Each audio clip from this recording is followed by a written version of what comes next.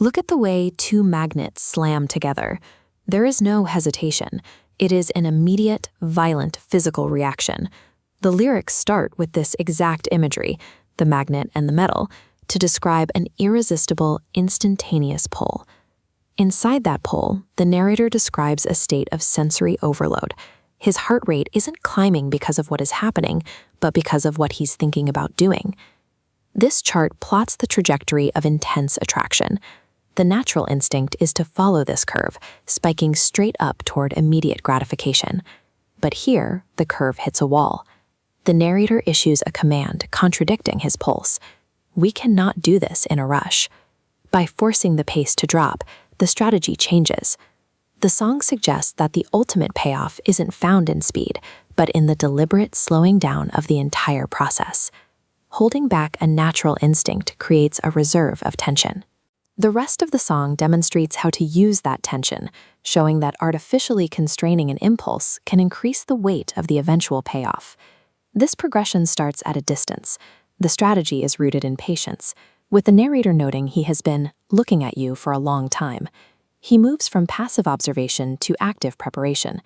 As he gets physically closer, he states that he is making a plan. The scale then shrinks. The focus shifts to hyperlocal, intimate spaces, specifically the neck and the ear, where the narrator can murmur his intentions. The song introduces a specific metaphor, the labyrinth. The subject's body is treated as a complex maze, where every wall must be carefully mapped. As the maze lines form sharp angles, the narrator pairs aggressive intent, or malice, with extreme delicacy. This mapping creates what the song calls a manuscript. By paying intense attention to small details, the narrator ensures the tension continues to rise without giving in to immediate satisfaction. Eventually, the slowness breaks. The transition leads into a more urgent, savage cadence that moves away from the earlier whispers. The foundation of this new phase is a strict, repeating rhythm synced to a heartbeat, the bam-bam described in the lyrics. The vocal persona shifts with the beat. It becomes demanding, issuing a direct request for the subject to show my mouth your favorite places. This sudden aggression relies on the groundwork laid earlier. The long, slow buildup acts as a baseline, ensuring that these faster, rhythmic moments hit with their full weight. The strategy alternates between moving soft, then softly, and driving forward with raw rhythm.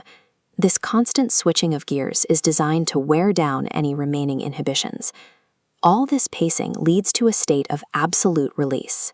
The text promises a loss of inhibition, culminating in the goal to make you scream.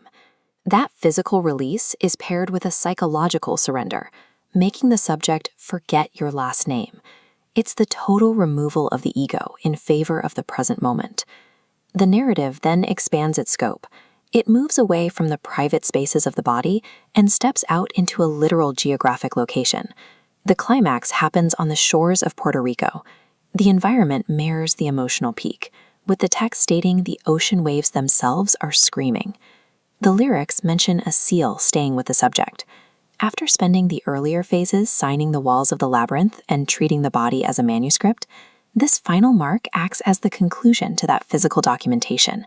It suggests a memory that remains because of how meticulously it was written.